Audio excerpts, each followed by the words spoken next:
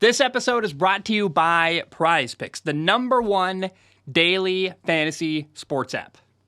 Oh my goodness. Good morning, good afternoon, whatever it is for you. I hope you're having a fantastic day.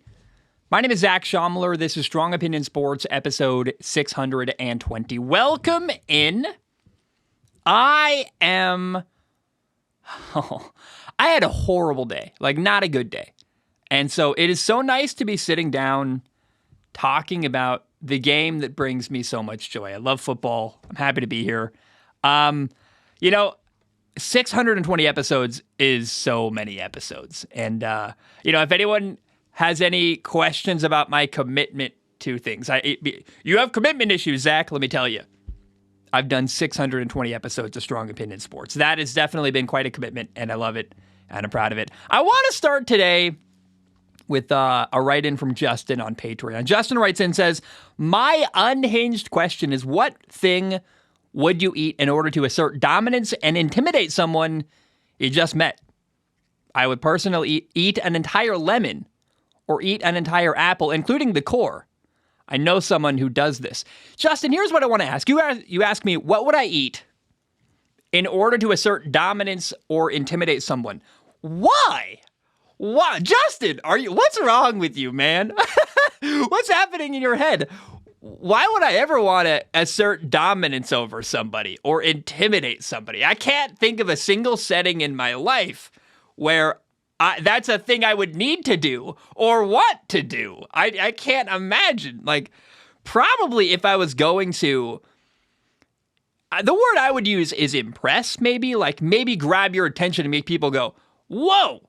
I would chug a beer really fast. Because your boy Zach, you just open the throat, bang, it's gone. Like, Tom Brady levels of ability to chug stuff. I'm pretty proud of that skill I have. But You were right. You said my unhinged question to insert. Why are you asserting your dominance over somebody? I think the thing that would really impress me is if someone ate like something really hot. I'm trying to think of like an entire clove of garlic, but like no, like an entire actual like. I think the clove is a smaller thing. The entire stalk or the big piece of garlic, like that has a bunch of stuff you pull off of it. I don't know. If someone ate something really spicy. And like painfully spicy. Garlic is like the wrong thing to think of here. But they ate it and didn't even flinch. That would intimidate me. I'd go, I ain't messing with that guy. That dude, he's fine. Now, we started with Justin. I'm going to read one more unhinged question. Jake says, you enjoyed my last insane thought, so here's another one. Coworker just mentioned the idea of eating in the shower. I thought he was psychotic, but then I started thinking about it. And I guess it's not too crazy depending on what you're eating. For example, I think I wouldn't be opposed to eating watery foods in the shower, like fruits and things like that, but that's about it. This dude eats mac and cheese and cereal and pizza in the shower. So I guess my question is, what is the craziest thing you think you would eat in the shower? I put this in a group chat with a few of my friends, and it's turned into a war zone, and they says, LOL. Jake! I have so many things to say. First of all, you say the dude eats mac and cheese and cereal and pizza in the shower. That's a run-on sentence. When you put it that way, it makes it sound like it's mac and cheese, pizza, cereal. Like it's all one thing. I think you mean them separately at different occasions. So it sounds like this guy, if that's true, like one day he eats mac and cheese, another day he eats cereal, another day he's eating pizza in the shower. A, he's probably terrible at managing his time. He must be in a hurry in the morning. But B, like, this is a regular thing this guy does. He's eating food in the shower every day. I can only imagine eating food in the shower if I was really running behind. Look, I have got gut problems. So when I eat food, I got to be really careful, eat it slowly, small portions. You chew for a long time to really crunch up and make the food easier to digest. If I eat quickly, oh boy, my stomach is in bad shape. So I try not to eat in a hurry ever at all.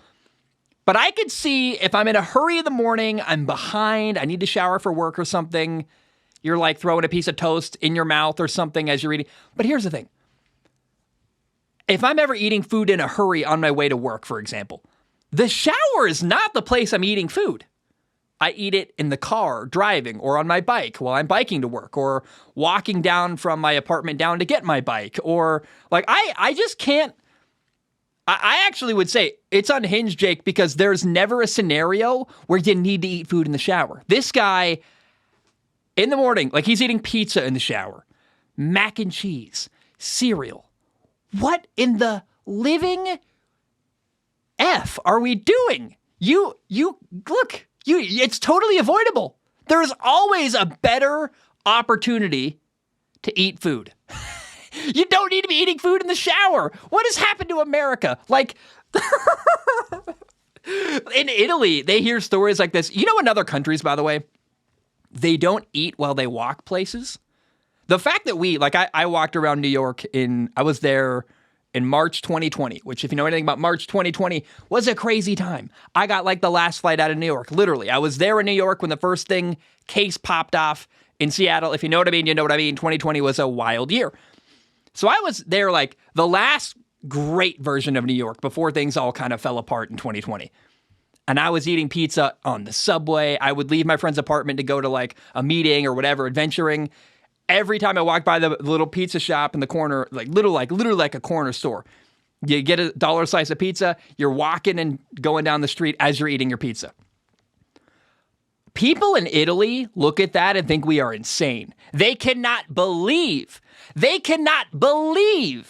we are in such a hurry. We can't stop and take a moment to enjoy food. Oh, and then all the ingredients we put in our food also probably horrify people in Italy and other, France and Europe and yada, yada. This is a sports show, I promise. So my point is, guys, look at you boy, Zach. Look at me. We are never in such a hurry. We need to eat food in the shower. There is so many other opportunities to eat food. The shower is not the time to have a slice of pizza. Or like cereal. Are you getting cereal? I would assume you can eat food in the shower without getting it wet. Like I think you could hold the food out of the stream of the water and you're eating it, like taking bites. But my God, if it's getting wet, your cereal is getting watered down in the shower. Like, you know what I mean? This is all bad, Jake. I'm glad you wrote in. These are important things we need to ask. These questions are necessary. If we're going to assert our dominance and intimidate someone, what do you eat? And then do you eat food in the shower? No, I never eat food in the shower. And no, I never, ever need to intimidate another person. In fact, I'm trying to think how I would even intimidate another person. I would probably just tell them about my trauma. I'd tell them about all the horrible things that have happened in my life, and they would go, "Oh, well, he's one messed up man." I don't know, man. I have no idea. Let's jump in. Although I will say, so the show now, we have fun. At the beginning of every show now, we read an unhinged question from Patreon. 2 today, because I thought the first one was kind of weak. I'm telling you, write in with your unhinged questions. I love this segment. It's fun for me. It's a good way to start the show. I have been doing work as a plumber all day. Your boy is tired. I've been up since 5. It's now 7 p.m., 5 in the morning. So that's 14 hours ago. It's been a long day for me. There's no better way to unwind and start the show than with like a random unhinged write-in from Patreon. I find it really fun. Keep bringing these to the table. I want to hear your darkest. I will make fun of you, probably. Or I'll make fun of the people that you know, right? I'm not going to hold my tongue and tiptoe around possibly saying something that make you feel bad about yourself. I don't mean to. It's not my heart. But I'm going to have fun with it. And please keep sending these vulnerable, hilarious stories because I think that it's so fun. Song of the week this week, if you want a little pick-me-up, Stand By Me by Lil Durk. I can't believe I said that. Lil Durk. I said that out loud. It is what it is. Featuring Morgan Wallen. Dude, I'm a big Morgan Wallen fan. I don't hate country. I don't hate very many things. I'm not a big country music guy. I find it very tropey and find it very I don't care. Morgan Wallen is kind of like what Taylor Swift was to country, where you're like, I guess Taylor Swift was technically country, but it was very poppy and very fun and accessible to people that weren't huge country fans. You don't need to be a country fan to like Morgan Wallen. I'm certainly not a huge country fan, although the song Blessed by Louis Bryce, I'm blessed, got everything I need, I'm blessed. Like that song, oh, it hits, and I love it. But song of the week this week, Stand By Me by Lil Durk, which I did say out loud and I feel weird about, featuring Morgan Wallen. Stand By Me by Lil Durk, song of the week. Highly recommend you listen to it on your drive to work in the morning. It is amazing. Now, before we get into, should we talk about, we got to do an ad read, but I feel like I've been talking now for 10 minutes about nothing. And so to respect you guys a little bit, we'll do an ad read after we talk about one of the games from Thanksgiving. We just had NFL Week 12, and frankly, all of the games on Thanksgiving Day were not good. The only game I even enjoyed watching was the Packers-Lions game. The Green Bay Packers beat the Detroit Lions 29-22. Now, the final score makes the game sound like it was close and exciting. It was not. This game was a blowout. The story here is that the Packers' pass rush was incredible, and their quarterback, Jordan Love, the Packers' young quarterback, Jordan Love, was outstanding. Green Bay led 23-6 at halftime. Detroit was never really able to make it a game. They did get a touchdown at garbage time to make it a 7-point game with 41 seconds left. But basically, Detroit was down multiple scores the entire game. And Packers quarterback Jordan Love, dude, was outstanding. He was fantastic. He was 22 for 32 passing at 268 yards. He threw 3 touchdowns. Basically, this was the best game I have ever seen Jordan Love play in his professional career, which I think you could walk away from Thanksgiving feeling like, you know what? Jordan Love is making progress. We were hard on him. I think deservedly so. He made a lot of mistakes early on. I think it's very understandable if you look at the body of work Jordan Love has put together this year and feel kind of underwhelmed. However, if you watched on Thanksgiving, it's hard to deny it looks like he's making progress. The ball location was fantastic. He was accurate. He was making good decisions, was clean with the football. Like that's if he does that every week, franchise quarterback undoubtedly. Can he do that every week? My expectations were lower than that. I want to see him have a good completion percentage, maybe a touchdown every week. He exceeded my expectations week to week on Thanksgiving Day. That was awesome. Now, Green Bay only sacked Lions quarterback Jared Goff 3 times on the day, but that does not accurately represent the impact that the Green Bay Packers defensive line had on this football game and had on Jared Goff, because Green Bay was constantly in the backfield disrupting every play where Jared Goff was throwing the football. Jared Goff, the Lions quarterback, he fumbled 3 times, got hit a lot. I made a joke on Discord on that Thanksgiving Day that he was Jared Goof rather than Jared Goff. He was having a rough day. And a lot of it was just simply because he was under duress all game long. And that, I think, the unsung hero of this game that I worry that, 2 months from now we'll forget what happened here. The Packers' pass rush was fantastic. Their defense was lights out, and they got a lot of pressure on the opposing quarterback, Jared Goff. What a cool thing to see. The Packers quarterback was awesome. Their defensive line got pressure. I'm not worried about the Detroit Lions. They are fine. It was ugly. Not as bad as the halftime show was. Jack Harlow at halftime.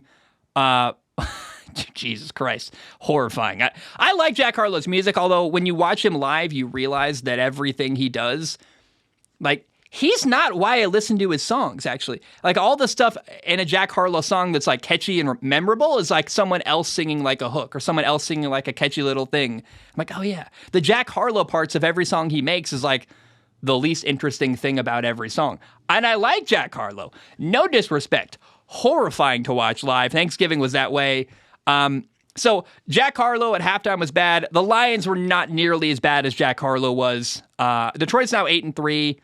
They're comfortably first in the NFC North. I wouldn't panic if I'm a Lions fan. I think if you're a Lions fan, you're 8-3. You're a playoff team. You're probably going to win a playoff game. The question here, though, for Detroit Lions fans, you got to walk away from right now. Where is the limitation? What are the limits of this Detroit Lions team? They're 8-3. Can they beat a team like Philly in a playoff game? Probably not. Probably not. They play San Francisco or Philly. I don't feel comfortable that they are going to go toe-to-toe with the very best in the NFL. Right? I don't mean any offense. I think it's been a magical year for the Detroit Lions, but there do appear to be limitations on this football team. And, I have peace about that. If the Lions make a playoff game and they win a playoff game and then lose in the next round, divisional round, I guess, to, I don't know, or maybe Philly, the 49ers, the Dallas Cowboys, I would not freak out. I'd go, that's an incredible year. That's exactly everything you could hope for in the best year in years and years for the Detroit Lions. If they win one playoff game and then get their butts kicked in the second round, I have total peace about that because it's been awesome to watch. And I think we're learning, though, this Detroit team, can they beat the Dallas Cowboys on the Cowboys' best day? Can they beat Philly in Philly? Can they beat the 49ers in a really tough playoff game? I don't feel comfortable saying that, but I'll give them a shot. I always try to be fair and open-minded. Now, the odd reality after this game that's worth commenting on, though, for sure, is that Jordan Love has basically the same numbers as Aaron Rodgers, that Aaron Rodgers had through his first 11 games as a starter. So in 11 games to start Aaron Rodgers' career, he'd thrown for 2,599 yards. That is what Jordan Love has thrown for this year exactly, which is 2,599. Both of them reached that number through 11 games. Weird. Also weird is that through 11 games, both of them had a total of 21 touchdowns, which is just wild. And you go, oh, we've been hard on Jordan Love all year. He's on pace to match Aaron Rodgers at this point in his career. Huh. Well, I guess maybe we got to relax and calm down. I thought Jordan Love was fantastic on Thanksgiving. Remember, Aaron Rodgers' first year as a starter in Green Bay was 2008. 2008. Aaron Rodgers and the Green Bay Packers that year went 6-10. It wasn't a monumentally great year for them. And when you look at Jordan Love this year, the Packers are not killing it. They're having a kind of mediocre year. He's been up and down at times. I think with that perspective, maybe our expectations are just too high for Jordan Love. The Packers are 5-6. Jordan Love is fine. He does appear to be getting better if he just, for the rest of the year, from this point on, continues to play at a better and better level and has mostly good games, maybe a bad game here between the last couple games. If he has a bad game, but the rest are all pretty good, I think you'll walk away in Green Bay feeling like we got a foundation we can build off of with Jordan Love. I know people really struggle with patience and we really struggle with comparing.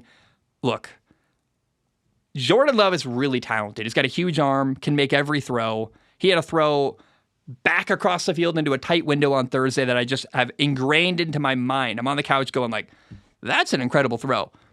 He's going to be fine, I think. The way he ends the year does matter. But even if he has one bad game between now and the end of the year, I'm not going to panic. I think Jordan Love has built a foundation we can build off of as people watching him and go, yeah, let's be patient because they're not going to have a top 10 pick. They're not going to have like an opportunity to go get Caleb Williams or something like that. And Jordan Love is fine. Could be better, but I think he's trending in the right direction, and we got to give Jordan Love a little more patience before we come down hard on him and call him a bust and all this horrible stuff. I thought he was fantastic on Thursday Night Football and Thanksgiving, and I was very encouraged watching Jordan Love on Thanksgiving. Now, before we talk about the second Thanksgiving Day, we do got to talk about our sponsor today. Prize Picks is the #1 daily fantasy sports app. Prize Picks allows you to make an entry based on player projections, and in 60 seconds, you can enter something like George Kittle less than 5 catches, A.J. Brown more than 100 yards receiving, and Jordan Love more than 2 interceptions. And if your picks are right, you can win money. Making picks makes watching games more engaging, and you could turn something like $5 into $50. Prize Picks offers quick and easy deposits. You can even use Apple Pay, and they have weekly promotions that can lead to big payouts. For example, there's a weekly event called Taco Tuesday.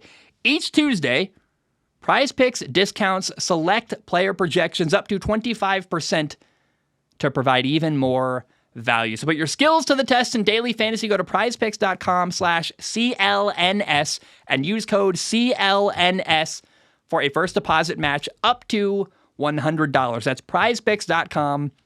CLNS, code CLNS, for a first deposit match up to $100. Prize Picks, daily fantasy made easy. All right. I got to tell y'all, I cried for about an hour this afternoon. I was in a really bad emotional state, took a shower, cried, called my friends. It feels very weird. I am not pretending. I'm actually really enjoying doing the show. But as a guy who talks to like thousands of people, I want to be transparent and tell you, like, I am struggling. It's okay. We all struggle. That's part of life. And your boy Zach cries. I'm a man. I cry. That's important to talk about. I think more people should cry. Makes you feel better. You got to process your grief. Buy a journal that looks like this. Write the stuff down. But it is a bit weird, I guess, to be like crying and then recording a podcast, which is great, by the way. I'm enjoying it. But not acknowledge that I'm also it's been a tough day. And that's part of life. Now, in the second Thanksgiving day, the Dallas Cowboys beat Washington 45-10. This game was really effing boring. I watched it. Unfortunately, me on my couch with the cat, my roommate's cat, who just seems to hate me. I had Takis, the what's basically like a rolled up tortilla chip that's got battery acid that tastes really good on the outside of it. The red food coloring does weird things to my fingers, and it looks horrible in the sink. You're like washing the dishes. You're like, this color red should wash out faster than it is. I feel weird about it. But anyway, with my Takis and my miserable cat next to me, watching Dallas dominate Washington was not fun. It wasn't close. It wasn't competitive. Unless you're a Cowboys fan, I'm sure Cowboys fans really enjoyed watching this Thursday night Thanksgiving Day game. But as a third-party observer, not a good watch. I mean, that's what we put out on Thanksgiving Day. Okay, glad. It's America's elevator music on Thanksgiving, basically. It's the background noise of every Thanksgiving get-together. Unfortunately, it was awful. And really the only notable thing to talk about from this football game was Deron Bland getting his 5th pick six of the year, meaning he's got 5 touchdowns on interceptions this year, which is just absolutely insane. Deron Bland, cool story, by the way, really transferred to Fresno, was a 5th-round pick. Not a lot of people thought Deron Bland was going to be a great player. I didn't know who he was. I knew the name, but I didn't know much about Deron Bland before this year. He is showing out this year. He's fantastic, having a great year, come from humble beginnings and fought really hard for his dream. That's the kind of story I can get behind. Deron Bland is a really cool story. Easy guy to like and root for. And watching him get his 5th pick six of the year was like, wow, this guy is having a monster year for the Dallas Cowboys. It's insane. Now, the final Thanksgiving Day game was the 49ers beating Seattle 31-13. Another blowout. And like I said, all of the Thanksgiving Day games sucked. I was really hoping we would get a good one here. Seattle and the 49ers were kind of in competition for the top of the NFC West. The 49ers are now 8-3, comfortably the first team in that division. Seattle is now 6-5 and barely a playoff team. So this game was a letdown. It was not fun. Wasn't close. And I don't feel like I have much more to say about it. On Black Friday, I try to every week think about what was like the best moment of the weekend in football. And I was really thinking about it today, and I'm ashamed of my answer. My answer for what was the best moment in the NFL this week is not like a crazy good play. It's not like this uplifting moment. It's not a cool story. It's not some crazy good victory. It's probably, actually, because I have a dark sense of humor, probably the worst moment of the week. But it's the moment that brought me the most emotional response. It wasn't quite joy. It was definitely glee, a little bit like, oh, that's twisted and messed up and very funny. Let's talk about it. The Miami Dolphins obliterated the Jets 34-13 on Black Friday. The game was terrible. I sat through all 3 garbage Thanksgiving Day games on my couch, tried my best to have a good time, but it was tough. And then we followed that up on Friday with like this game, which was, let me look at it. The Jets had Tim Boyle, their backup quarterback who has more interceptions than touchdowns in both college and the NFL throughout his entire career. They had Tim Boyle throw the football 38 times on Friday. I realized they were down a lot of the game. They were trying to come back. They had to throw the football and get back in the game. I don't care who you are. And my friend Logan sent me a rant about this earlier, and he's right. It's never a good game plan to have a guy like Tim Boyle throw the football 38 times, especially when you're only running the ball 8 times on the day. I know you're down by a lot. You're trying to come back in the game. What's happening there? I like Nathaniel Hackett. The only reason Nathaniel Hackett has a job is because Aaron Rodgers likes him. It's the only reason he got the Denver Broncos head coaching job. It's the only reason why he got the Jets offensive coordinator job. And I assume if Aaron Rodgers was the quarterback of the Jets, Nathaniel Hackett would probably be looking very good right now.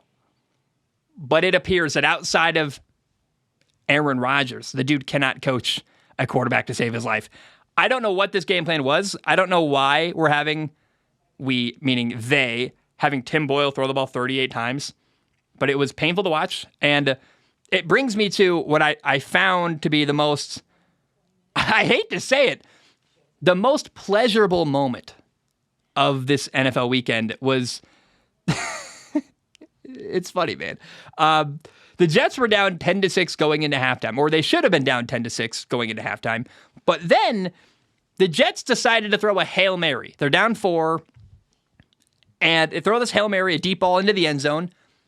It gets picked off and then taken for a pick 6. Javon Holland grabbed the Hail Mary and took it 99 yards for a touchdown. So instead of being 10-6 at halftime, the Jets were down 17-6 going into the third quarter. And it was brutal. It was sad. And it was hilarious. I don't care who you are. It was just such a good example of exactly how the Jets year has gone so far. You're trying for something good and positive and hopeful. You're down 4 going into halftime. You know what we should do? Here's a safe idea. Let's throw the ball to the end zone. What if we get a touchdown? It could be fun. We'd have the lead going into halftime. That'd be incredible. We'll just throw the ball to the end zone. It's safe. We're just going to bring Aaron Rodgers in to be our starting quarterback. That's going to go great this year. Oh, and if Aaron Rodgers gets hurt, we'll go back to our starter from last year, Zach Wilson. And every time, the Jets have tried to go reach for something positive. They're reaching out there. Like, hey, we want this good thing to happen. We're going to try. It not only doesn't work, it catastrophically fails. Aaron Rodgers played 4 snaps, 5 if you count the Achilles. Zach Wilson, been awful, got benched. Tim Boyle throws a Hail Mary before halftime on Black Friday against the Dolphins. And man, instead of getting a touchdown or, what usually happens on a Hail Mary, the ball gets knocked to the ground, incomplete. We saw something that almost never happens, and I can't remember happening. I'm sure it's happened before on a Hail Mary, but I don't remember it happening. I'm 26 years old, and I watched football since I was 10. Never seen this happen. A Hail Mary get taken for a pick 6, and instead of getting something positive and good, they got crapped on, and they ruined the moment. And it was so funny to me. I'm not a mean-spirited person. I don't take joy in other people failing. But it was almost philosophical, the amount of how misfortunate it was for the Jets. It's like, man, this could not have better exemplified their year. And so I'm curious, as you think back to this week in football, I would imagine your favorite moment. I was with a guy on Sunday who's a Denver Broncos fan. I'm sure one of the best moments of that game was getting a fumble recovery, right? There were moments that I'm sure watching your favorite team this weekend, you had your moment associated to your team. I don't have a favorite team. And so for me, the best moment of the weekend, but in an Anthony Jeselnik style comedy, dark comedy, horror version of best moment was this Hail Mary getting taken for a touchdown. And not even for the offense. No, it was a pick six. It's so funny. Jets fans, man. I don't know very many Jets fans. I wish that's a moment that I wish I could have been in New York for. Like I would have given anything to, frankly, if I had a teleporter or a time, time machine, I would definitely go back in time. Here's how I would use a time machine, by the way. Not like in the cool ways. I'd be like, can I go back to that moment and be sitting in a bar in New York when Tim Boyle throws an interception right before halftime on a Hail Mary, gets taken for a pick six, and instead of being down 4 at halftime, they're down 17-6. That is how I would use a time machine, irresponsibly, by the way, to just be like, what's the attitude in this bar right now? How funny is that? If you were in a bar in New York or you're a Jets fan watching this game, feel free to write in about your experience, because I just find so much joy in that moment. And I know that's messed up. I wish I didn't, but I couldn't help but laughing my tail off watching that moment. Like, I couldn't believe it. It was ridiculous and so funny.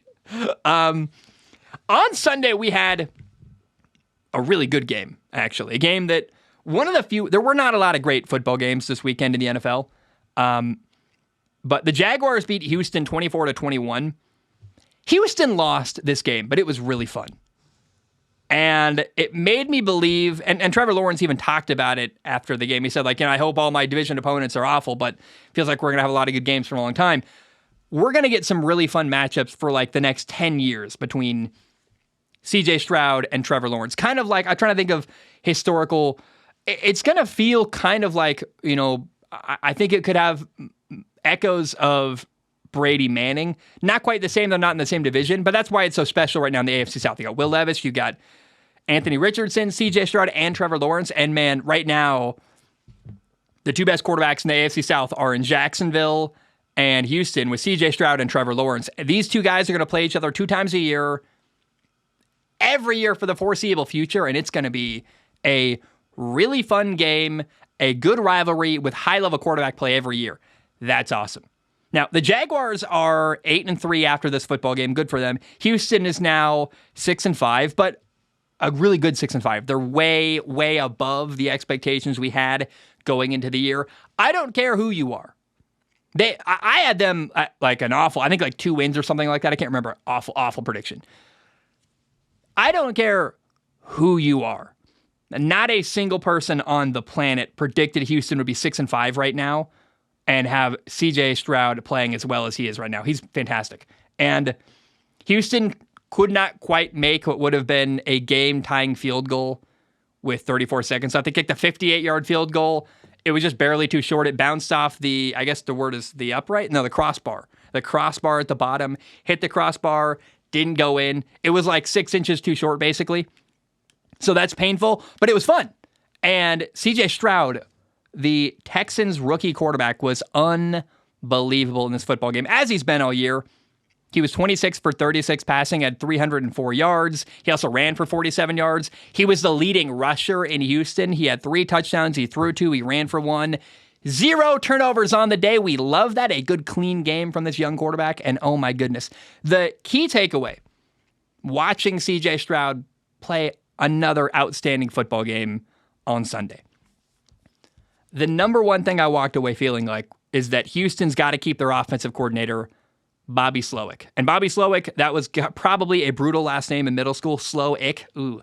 But you got to give this guy more money, tons of freedom and respect, because you want Bobby Slowik to have no reason to leave a good thing. Not everybody appreciates what you have. Sometimes I left a job in HVAC at one point that I had like the best boss I've ever had in my entire life. Probably should have appreciated that more. We leave for greener pastures. I don't know if that was right or not. Bobby Slowik, I hope, is given such a good experience, he can realize, hey, do I want to be the Carolina Panthers head coach? Or maybe make more money, have a lot of freedom, and win and do well. I don't know how you pull it off, because you've got a really awesome head coach, D'Amico Ryans, in Houston.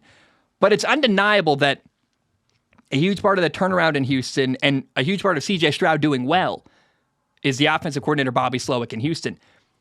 You can't make people like co-head coaches, but man, you got to find a way to keep Bobby Slowik and give him as much respect and money and freedom as you can. Reward the guy. Do not give the guy a reason to leave. In fact, give him every reason to stay. If Houston plays it right, Bobby Slowik shouldn't want to leave Houston, and I think it would be a mistake. This is why I always caution against hiring a defensive head coach, because when you do, and you have success at the quarterback position, the offensive coordinator is going to walk away to become a head coach somewhere else, and oh man, you lose out on a really great coach. Bobby Slowik is a fantastic offensive coordinator. Now, so is Frank Reich. Frank Reich was a great offensive coordinator in Philly, and he's been garbage as a head coach. He just got fired.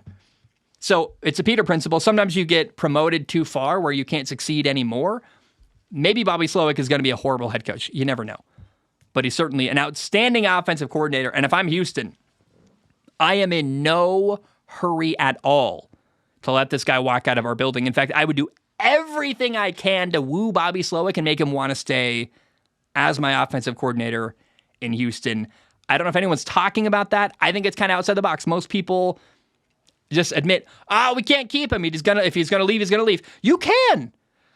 You have so many options in your life. You can basically do whatever you want. Doesn't mean you won't have to pay for the consequences of that decision. If I'm Houston, I don't want to pay for the consequences of letting Bobby Slowik walk out of my facility, become a head coach somewhere else. I'd be like, no. What's it going to take, Bobby? What do we got to do to keep you here? More money? Different title? I don't know what we got to do, but let's find a way to keep what we got going on in Houston. D'Amico Ryans is the right head coach. You can't get rid of him, I don't think. But what's it going to do to keep Bobby Slowik there? You want a raise that's 4 times the salary? Frankly, I think the money's worth it. Like that's what the kind of stuff you got to do to keep Bobby Slowik in Houston, and they should do whatever they can to make that happen. All right, the Philadelphia Eagles beat the Buffalo Bills 37-34 in overtime. Philly is now 10-1. Buffalo is 6-6. I was right about Buffalo. I want to say that outright. They likely missed their Super Bowl window. I'm very proud of this, man. I've been very skeptical of Buffalo all year long. I go back. I encourage you. Go back to August. It's all out there. You can go listen to videos of me talking about my concerns in Buffalo, and I was right. They're a problem, and not the good kind of problem. They lost again, and they lost a close one, which is painful. But another thing you got to walk away really impressed with from this football game is that Eagles quarterback Jalen Hurts had 5 touchdowns in this football game. He threw 3, he ran for 2, and Jalen Hurts is balling. Philly is 10-1. They left a comment on last week's episode saying, I don't give Philly enough love. I don't know how that's possible. They're the best team in the NFC. I've said that many times. And right now, Philly's the team to beat in the NFL. They're literally have the best record in football. They're probably going back to the Super Bowl. I don't know. If you think I haven't given enough respect somehow to Philly, I wonder, are you not listening to the show? Like, what's happening here? Because I look at Philly and go, man, that's a tough team to beat. And next week we got an incredible game, Philly and the 49ers, and that one I simply cannot wait for at all. Now, on Sunday Night Football, the Ravens beat the Chargers 20-10. The Ravens are now 9-3. The Chargers are 4-7. First of all, the Ravens are awesome. They're a Super Bowl contender for sure. Good for them. We say it every week, though. Why is Brandon Staley still the head coach of the LA Chargers? I have no idea. I don't. They underachieve every single week. It is so painful to watch. And you're like, the Chargers have star players everywhere. They've got an incredible quarterback. And they can't win a game to save their lives.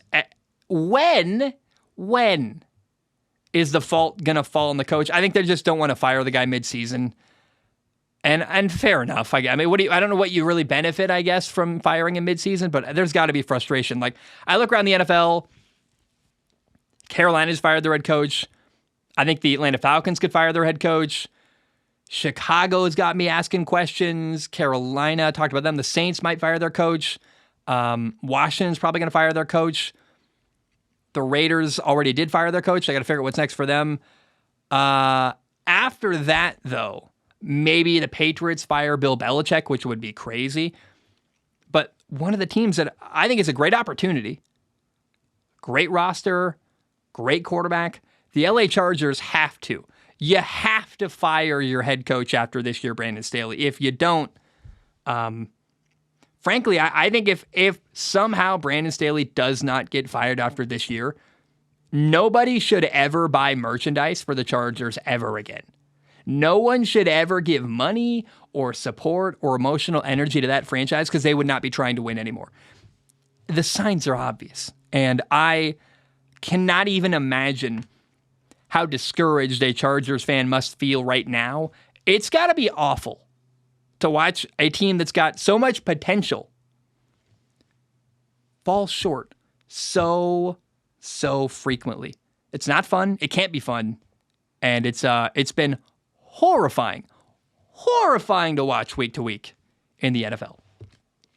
On Monday Night Football, the Chicago Bears beat the Vikings 12-10. The Bears, by the way, this is the most, of course it was Chicago. The Chicago Bears are the first team all year to win a game without scoring a touchdown.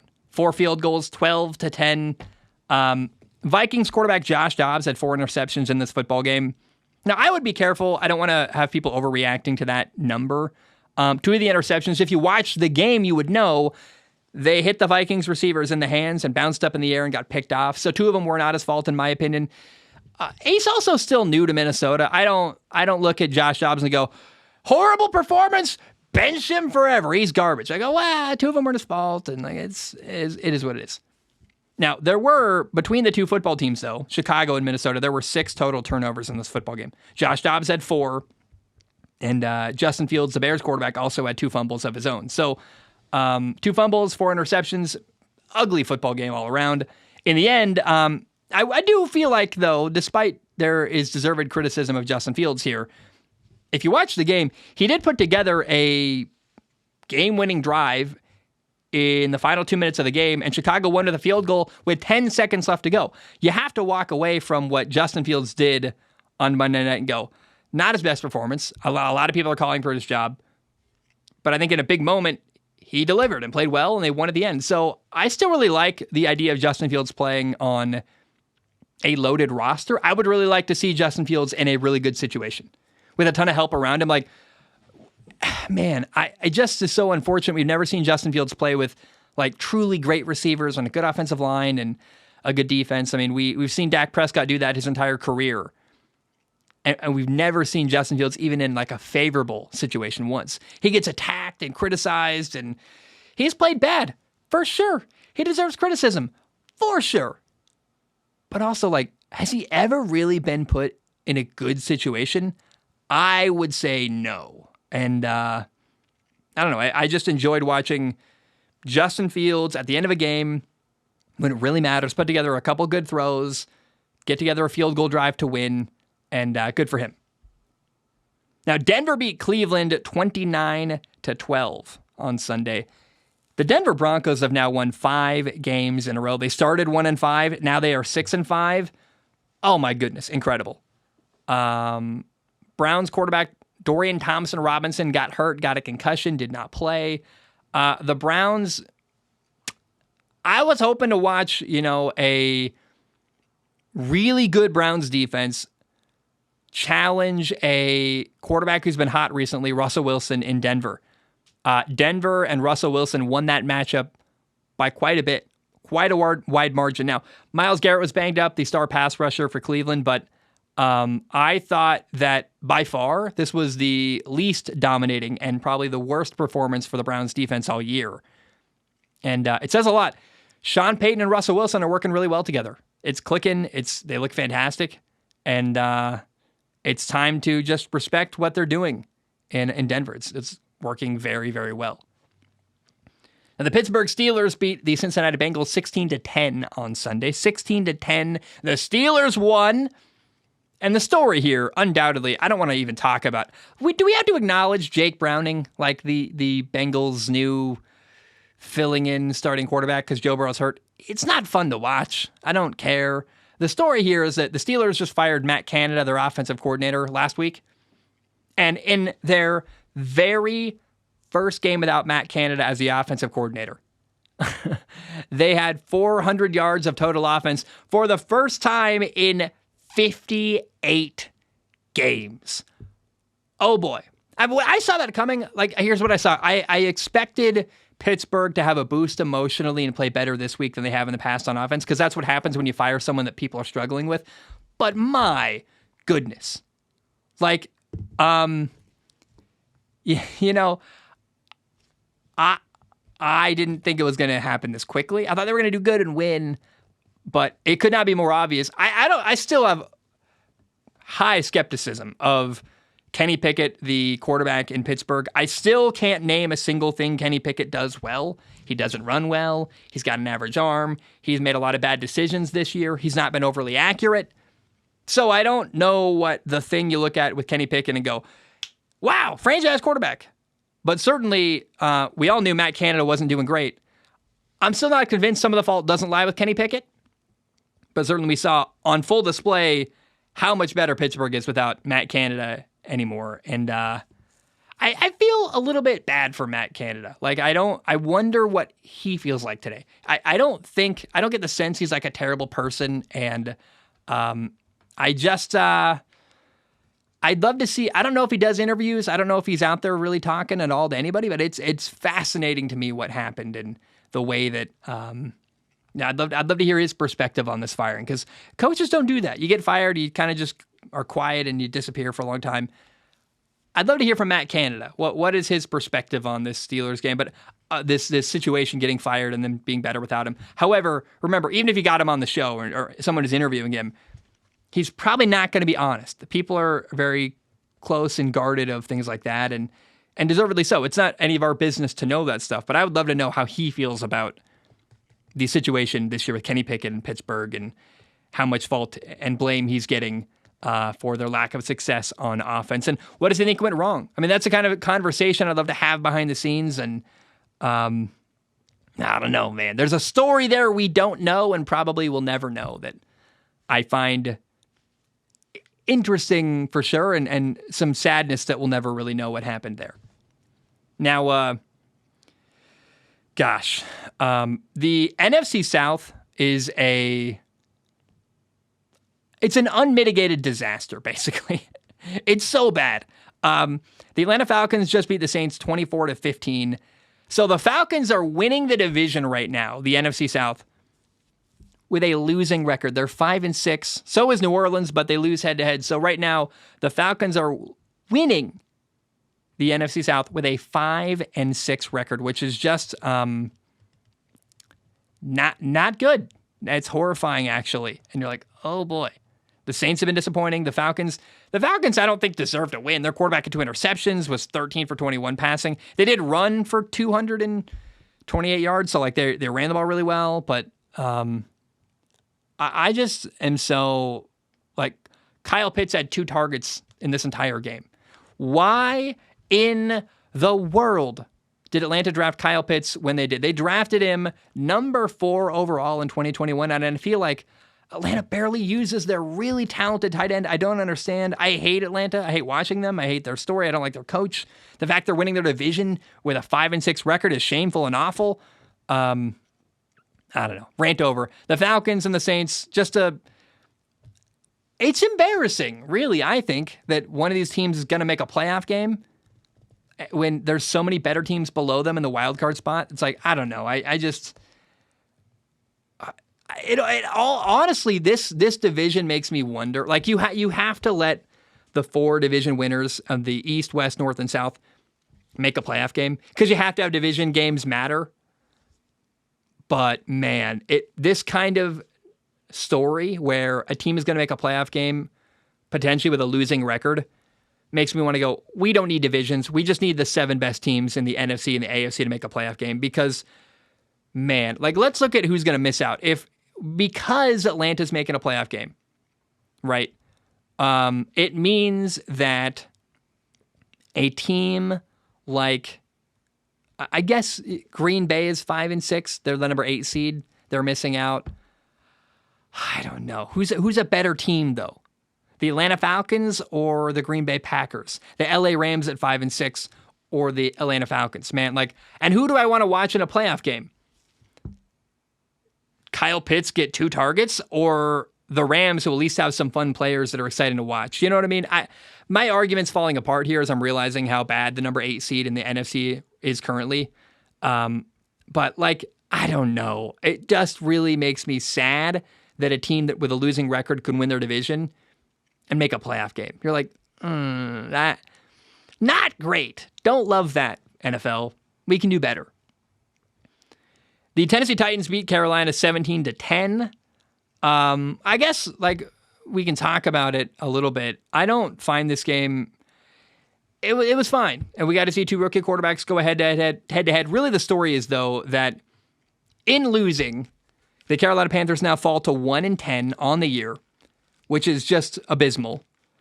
And now Carolina has fired their head coach, Frank Reich, after 11 games. Didn't even make it through his full first season. So Matt Rule got fired with a ton of money left on his contract. Now Frank Reich has been fired 2 years in a row, by the way. I think that's the first time ever a head coach has been fired in back-to-back years. You're like, oh, mid-season, by the way, too. Frank Reich, this man, I wonder how you talk about how does a person feel. How does Frank Reich feel? He's got to feel like a beaten man, right? You know, you were doing well with Carson Wentz. He gets hurt. You win a Super Bowl, sure, but then you go to Indy to be the head coach. You think you're going to have Andrew Luck as your quarterback. He retires, so you got to scramble for years. You get fired midseason in Indy. You come to Carolina, where Frank Reich was once the quarterback of the Carolina Panthers, by the way. I believe, do not quote me on this, but you can look it up. I believe he was the first ever starting quarterback of that franchise, straight up. So the first jersey that was worn as the starting quarterback in Carolina, that was Frank Reich. If I'm accurate, which I think I am. I'm 99% sure that's a true thing. Maybe he was the second guy, but I thought he was the first ever franchise quarterback, first ever starting quarterback in Carolina. So he's got ties there. And he's a couple of years ago, I would have said Frank Reich is an really intelligent offensive head coach. Unfortunately, he appears to be a horrible head coach, which I talked about the Peter principle earlier. It's where you get promoted beyond the point where you can succeed anymore. I think Frank Reich maybe is a good offensive coordinator because he was awesome when they won a Super Bowl in Philly. But clearly, as a head coach, it's wrong. He shouldn't be a head coach. And he's had multiple opportunities. It's gone horrible every single time. So Frank Reich is out. And I'm hearing lots of names. You know, the name I hear a lot is Bobby Slowik, the offensive coordinator in Houston. That's why I said earlier in the show, Houston should do everything they can to keep him there.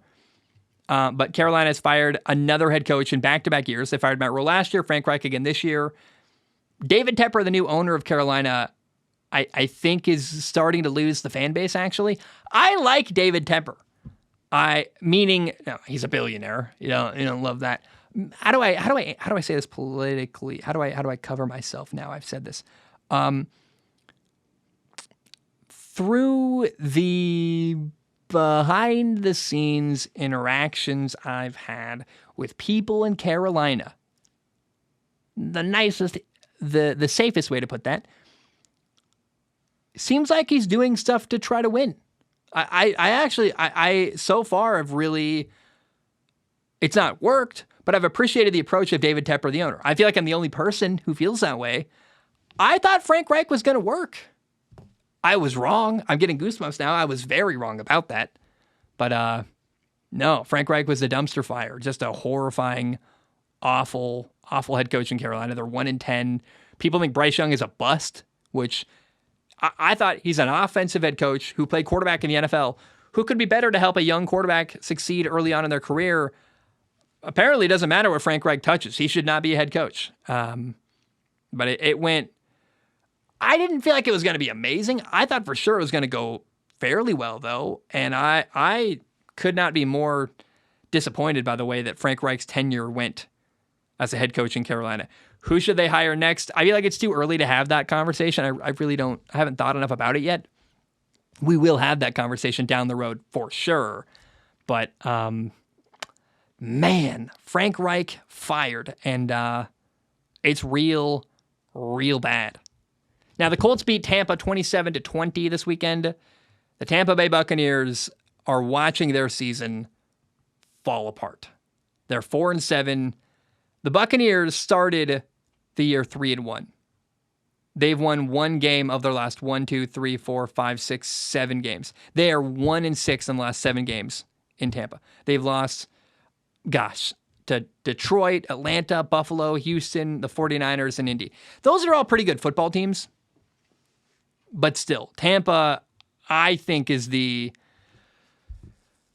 Look, the biggest missed opportunity in the NFL this year is the Chargers, who just cannot get out of their own way.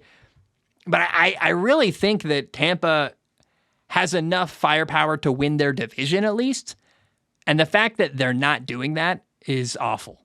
Now, they finished the year, they play Carolina twice. They play Atlanta, the Jaguars, Green Bay, and New Orleans. So theoretically, Tampa could win out and win their division, but there's no reason to trust that they're capable of that.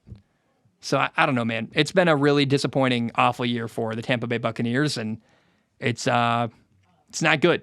Now, the New York Giants beat New England at 10-7 on Sunday. The Patriots just lost to an undrafted quarterback, Tommy DeVito. Which I accidentally put my pen in my mouth and then I wrote something on the microphone. So it is what it is. I want to say that one more time. The New England Patriots defense just lost to an undrafted rookie quarterback, Tommy DeVito. It's all-time bad in New England. Now, though, if you're a Patriots fan, at least you're free to relax and go, I hope we lose every single game the rest of the year. The question is when or if the Patriots get the number 1 or number 2 pick in this upcoming NFL draft, the 2024 NFL draft. If the draft was today, the New England Patriots would have the number 3 overall pick. I don't think Arizona's going to pick a quarterback, so they would get probably Drake May if they wanted. They basically could get whatever quarterback they wanted other than Caleb Williams, and if they keep losing, remember Carolina's 1-10. If the Patriots don't win the rest of the year and Carolina can win 1 game or 2 without Frank Reich there, then you're looking at the New England Patriots getting the number 1 pick in this year's draft. The question is, do you want Bill Belichick involved in picking that player? And maybe you do. Maybe we can see what would happen if Bill Belichick got truly like a Caleb Williams level quarterback. But that, I'm not going to lie to you, doesn't excite me. Bill Belichick and Caleb Williams working together feels awful, actually. It feels like a clash of personalities that wouldn't work. In this game, the Patriots played 2 different quarterbacks, by the way, to lose to the Giants. Mac Jones had 2 interceptions. Bailey Zappi had 2 interceptions. Neither of them threw a touchdown. They lost 10-7. Their defense is killing it, by the way, New England. But the offense can't figure it out.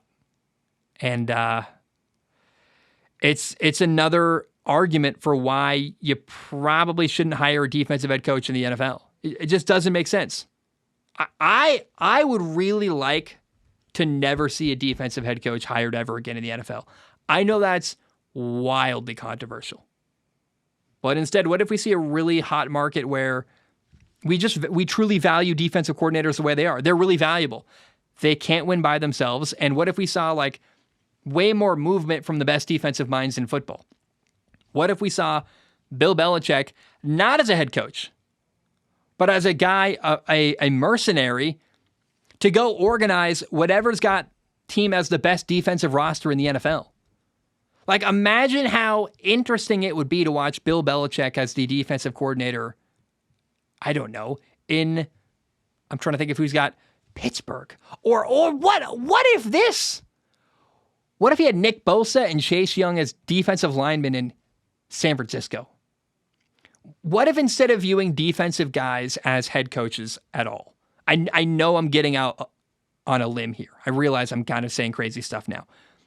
But what if we just said, hey, you're never going to be a head coach if you coach defense, but you're going to win a lot. Because if you're good at what you do, there's going to be a bidding war every year for the best couple defensive coordinators. Like, if we saw Kyle Shanahan coaching with Bill Belichick's defense, the 49ers would win a Super Bowl. But let's acknowledge a defensive coordinator that doesn't work with quarterbacks probably shouldn't be a head coach. I'm very comfortable saying probably ever again. It's the same reason I look at Houston right now and go, I love DeMeco Ryans. They're winning. It's awesome. But what's going to happen to CJ Stroud when they lose Bobby Slowik to become a head coach? It's a problem.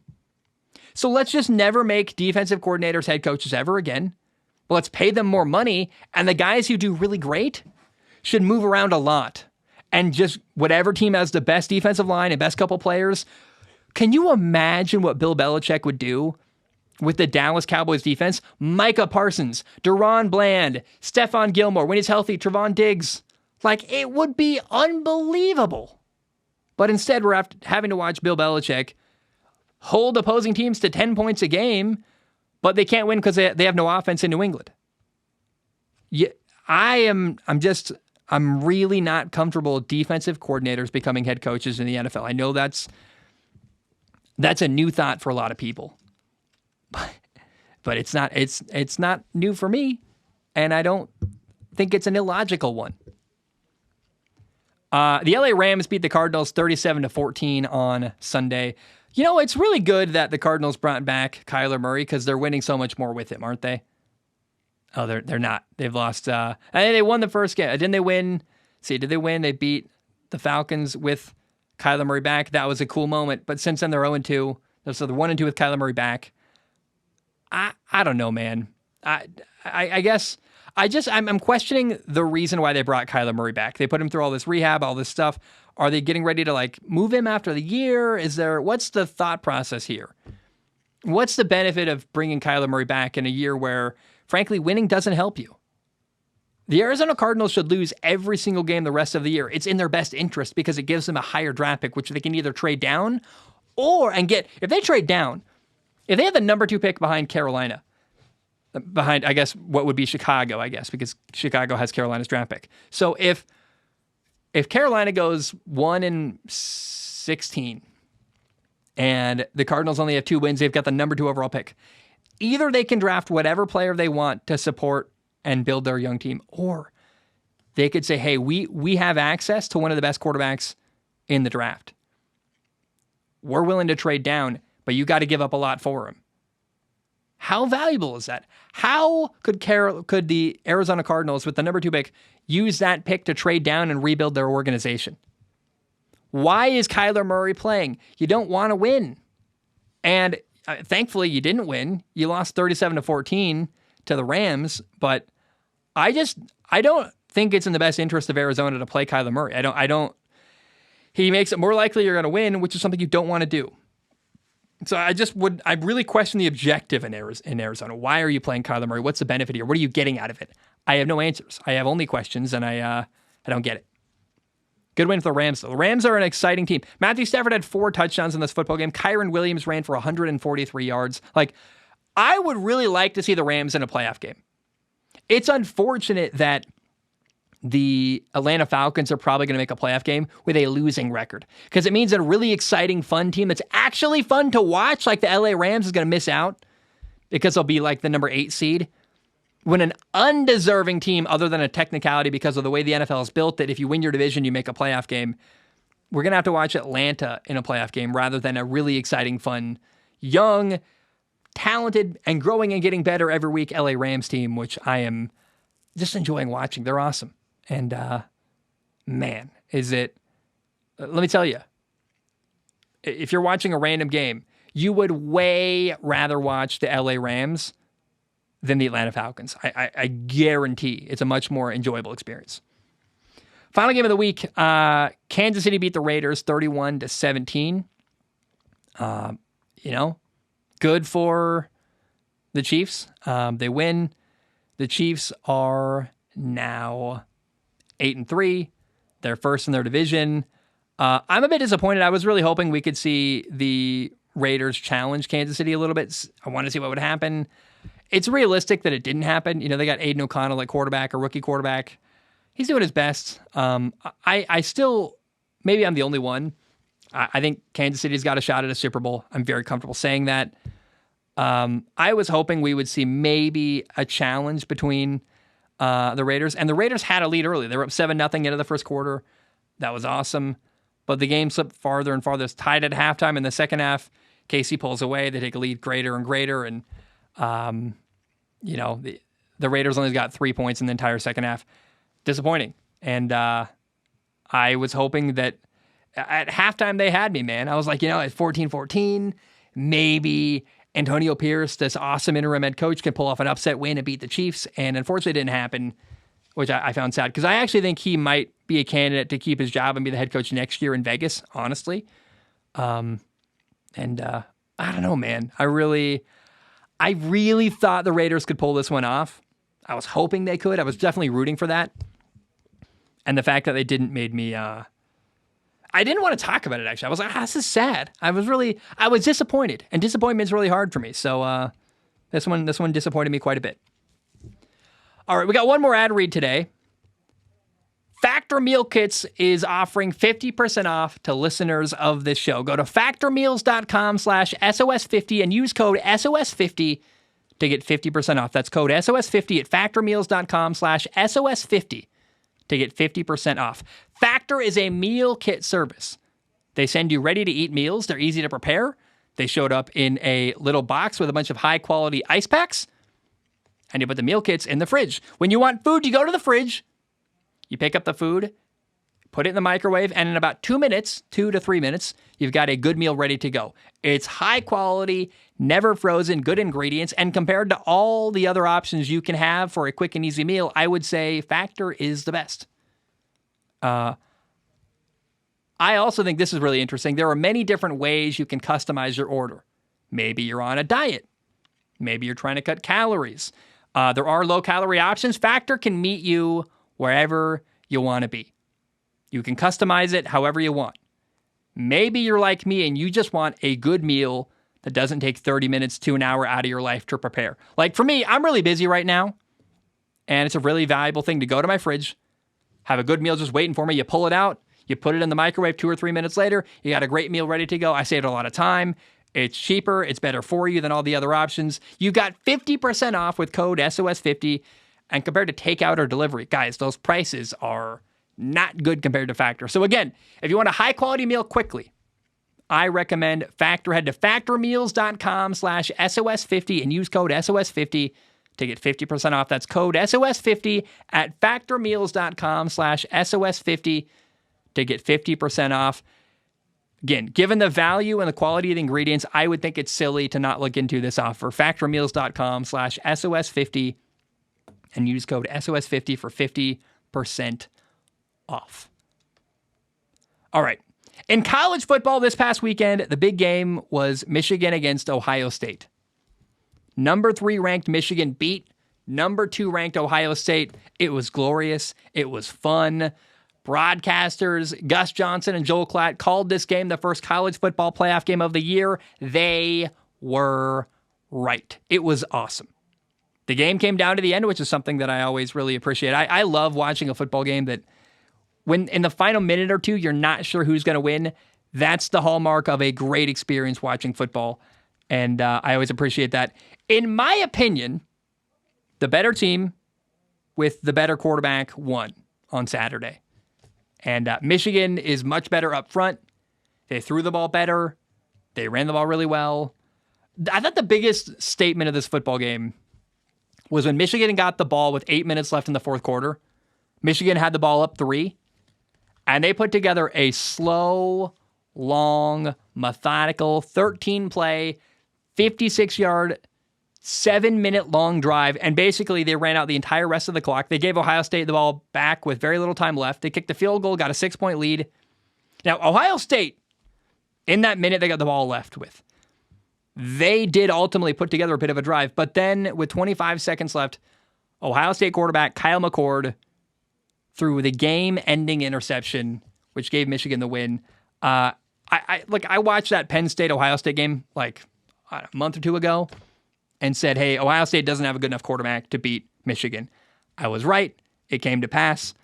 I mean no disrespect when I say this, but I hope that Ohio State quarterback Kyle McCord understands the really special moment he's in the middle of.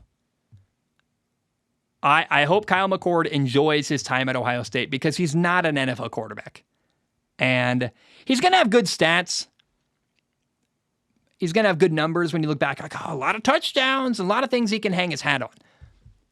But this experience for Kyle McCord, being the man at Ohio State, is going to be the peak of his football career. I'm not sure he knows that. That's painful.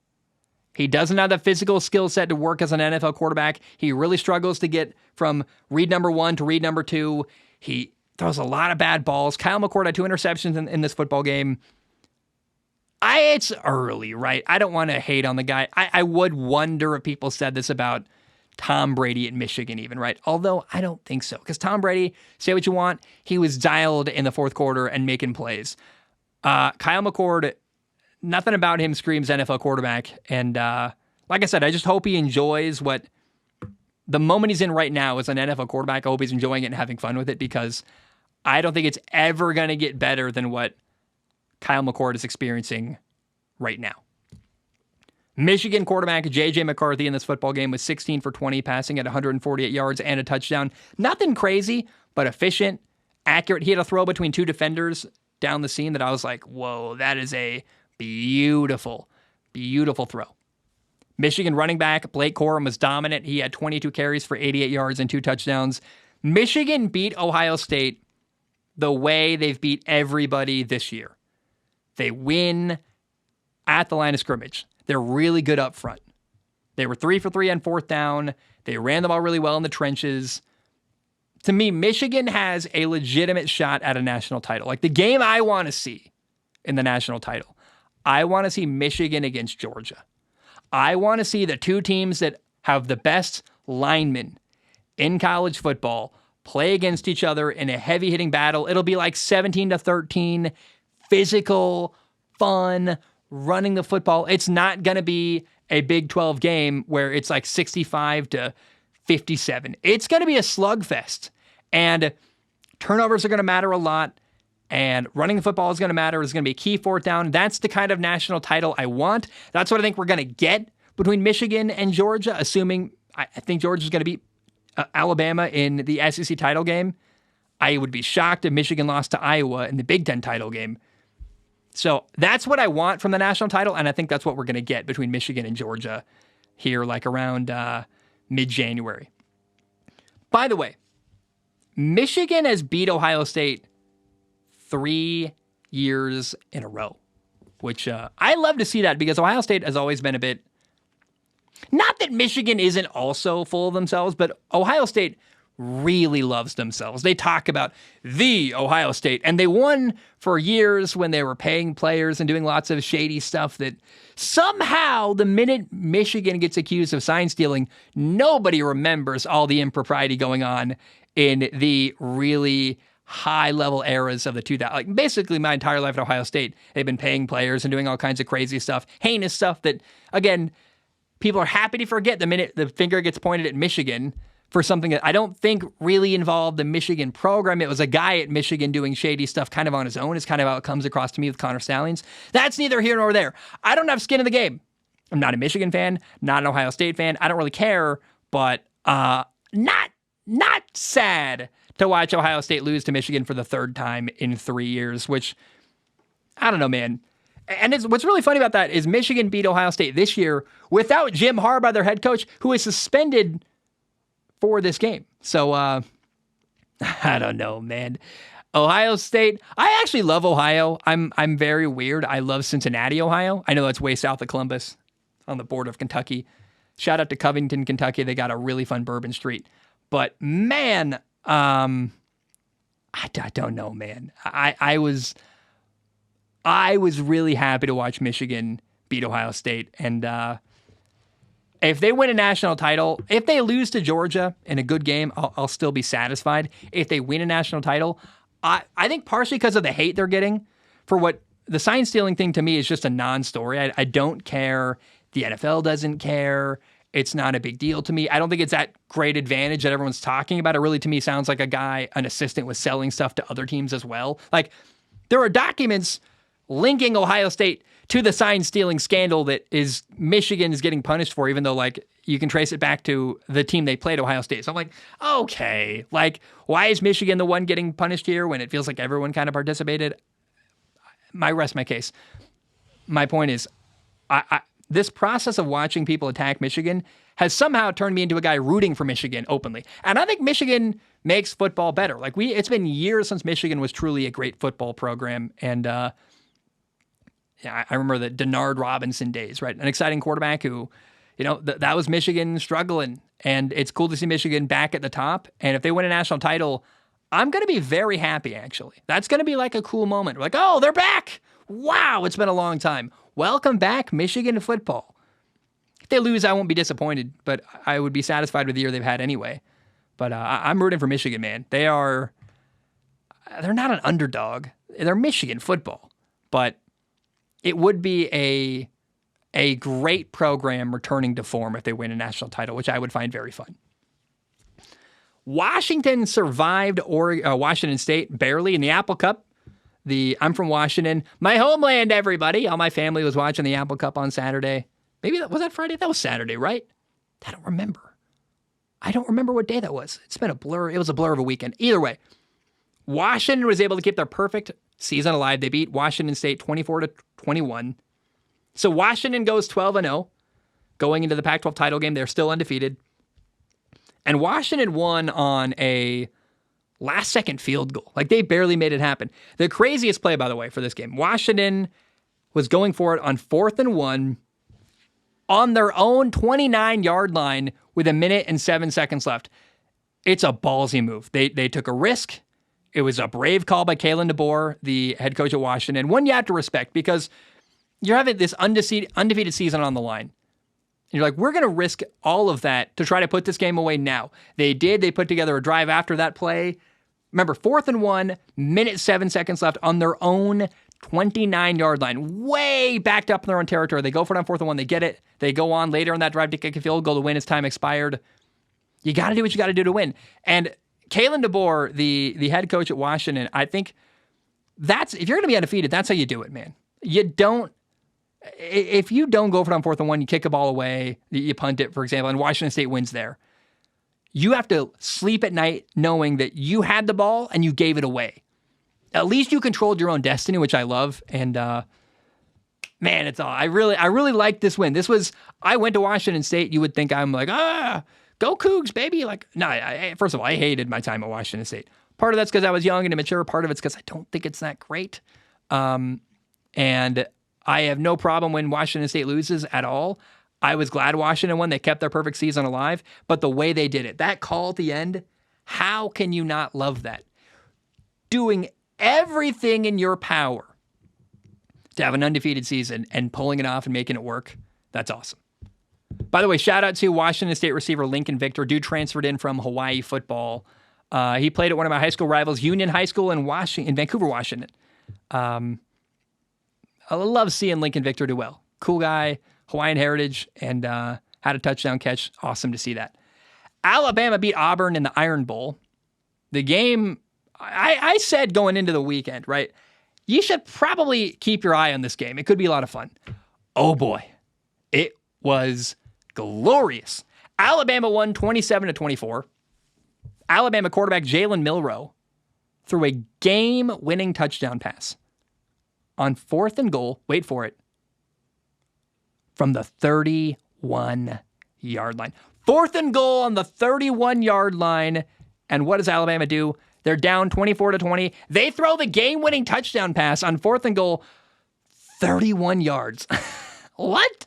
They throw a fade ball to the back of the end zone, one-on-one coverage. Jalen Milroe puts the ball up in a jump ball situation. Receiver catches it. Touchdown, Alabama wins 27-24.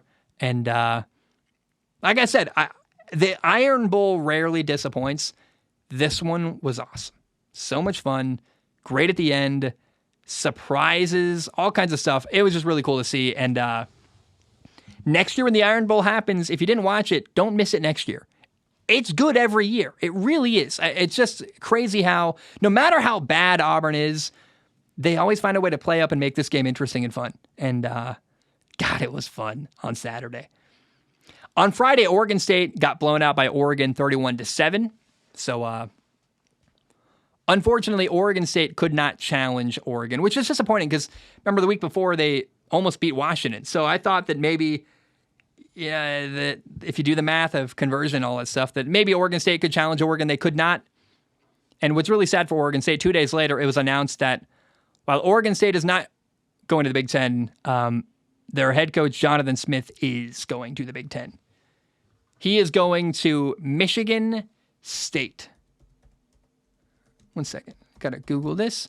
Michigan State head football coach.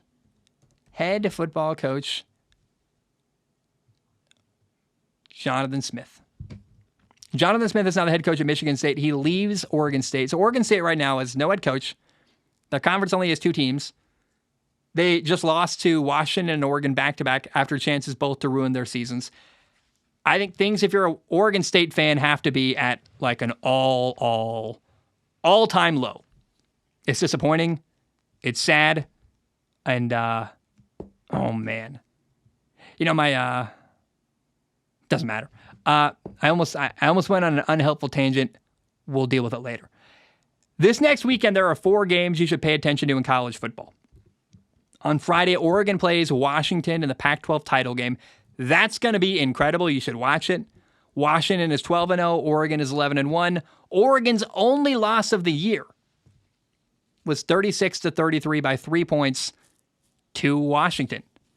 So I believe the winner of this game is going to get into the college football playoff, whether that's Oregon or Washington. And I cannot recommend enough. If you're free Friday night, you should watch Washington, Oregon in the Pac-12 title game. It's going to be really, really good television. Now, in the SEC title game, number 1 ranked Georgia plays Alabama. Alabama's 11-1. Georgia is 12-0. All of the evidence so far this year points to Georgia winning this football game. However, crazier things have happened. Kirby Smart, former Alabama assistant, he's kind of dominated Alabama recently. Really he's dominated Alabama. Georgia's dominated college football generally the last couple of years. Can Alabama ruin their season? I would imagine if Alabama beats Georgia in the SEC title game, Georgia at 12-1 would somehow not make the college football playoff, and Alabama would make it in, which would be wild given that they barely beat, was it Central or South Florida earlier this year? It was South Florida, the Bulls, where they didn't play Jalen Milroe. They were bouncing around quarterbacks. That was an all-time low from Alabama. People thought their year was over. They lost a game earlier this year. If Alabama can find a way to beat Georgia and make it into the college football playoff, despite the rough start they had to the year, that would be... And then also, on top of that, the way they beat Auburn to keep their 11-1 season, their one-loss season going, where they scored a touchdown on 4th and 31, 4th and goal from the 31 with seconds left. I mean, it would be magical if somehow Alabama put together the year they've had and then beat Georgia on Saturday to deny Georgia access to the college football playoff, all while also getting themselves in. That would be wild. So I'm not saying upset alert. In fact, I think Georgia's going to win. But if they don't win, the story is going to be incredible for Alabama football. Michigan plays Iowa in the Big Ten title. Can't even talk. In the Big Ten title game, Michigan plays Iowa, which Michigan should win easily. Like they have to win. Michigan's got to win to make it into the college football playoff. But I don't see if any game this weekend in college football is a sure victory, it's Michigan beating Iowa in the Big Ten title game. If they lose, that would be very weird and very shocking. The ACC title game is also really interesting. Florida State plays Louisville. Florida State is 12-0. Louisville is 10-2. But remember, Florida State lost their quarterback Jordan Travis to a season-ending injury. So they've got to win without him, which is going to be tough. And I am curious if they can pull that off. At some point, losing Jordan Travis is going to catch up to Florida State. And maybe it's here in this game against Louisville. Now, next week in the NFL, we've got NFL Week 13. 6 teams have a bye week in the NFL this weekend. So Buffalo, Chicago, the Raiders, Minnesota, the Giants, and Baltimore all will not play this weekend. Thursday Night Football is I don't know if it's a good game or not. I don't think so. We'll see if Seattle can challenge them. Seattle plays at Dallas. Dallas is a much better football team. Seattle is 6-5. I've got significant questions about them. And Seattle, remembers, in the middle of a brutal stretch of games where they play like the 49ers, Philly, Dallas, 49ers twice. It's going to be brutal for them. I think Dallas wins on Thursday night, but we will find out. The 49ers play Philly, which is likely a preview of the NFC title game this coming weekend. Philly's 10-1. The 49ers are 8-3. I think this is the game to watch. If you're going to watch any football game this weekend, other than, I think the best football games happening this weekend are college football, if I'm totally honest. Like the college football conference championship games are going to be great. But the other game you should pay attention to and should definitely watch on Sunday is Philly against San Francisco in Philly. That's going to be a unbelievable, really fun, really interesting game this weekend that I cannot recommend enough that you watch. Let's just double check. Is that game in Philly? Yes, it is. On Monday Night Football, the Bengals play the Jaguars. Could not be less interested. The Jaguars should win. They're 8-3. The Bengals have a backup quarterback, Jake Browning. In fact, if the Jaguars lose this football game, something would be very, very wrong. On Sunday Night Football, Kansas City plays at Green Bay. That's interesting because it's Lambeau Field, late in the year. Kansas City's got Patrick Mahomes. That's always fun. So anytime you get to watch Patrick Mahomes, you just have to appreciate it and enjoy it. But the other thing to watch on Sunday Night Football is that Jordan Love is coming off of probably his best game as a professional quarterback against the Detroit Lions on Thanksgiving. Plus, he's had a lot of time. It's a long week to prepare. So I think Jordan Love, watch Patrick Mahomes, enjoy him. He's awesome. But also, maybe we can enjoy watching Jordan Love do some good stuff, good ball placement. I am curious if Jordan Love can continue on the trajectory he started last week with a really good game on Thanksgiving at Detroit. The rest of the games this weekend are not great. The Browns play the Rams. My gosh. I mean, like, that's actually not horrible because the Rams just had a really fun game. They beat the crap out of Arizona. The Browns have a great defense. The Rams have a high-powered offense. There's a matchup there that's interesting, but the Browns have no idea who their quarterback is going to be. I think it's going to be P.J. Walker. Oh, I don't know. You could watch this game, but watch for Matthew Stafford and the Rams offense. Do not watch for anything going on with Cleveland. The Colts play Tennessee. I'm curious to watch Will Levis against the Colts. That's interesting, but neither team is going anywhere really, so it's not that compelling. The Colts are 6-5. The Titans are 4-7. The Chargers play the Patriots. If you're a Patriots fan, you're rooting to lose. You want to lose this football game so that you can have a higher draft pick coming up in 2024. I don't know. Like I said, the games after Sunday night and Philly 49ers are hard to care about. Like the Lions play the Saints. The Saints are 5-6. They're second in their division. They're falling apart.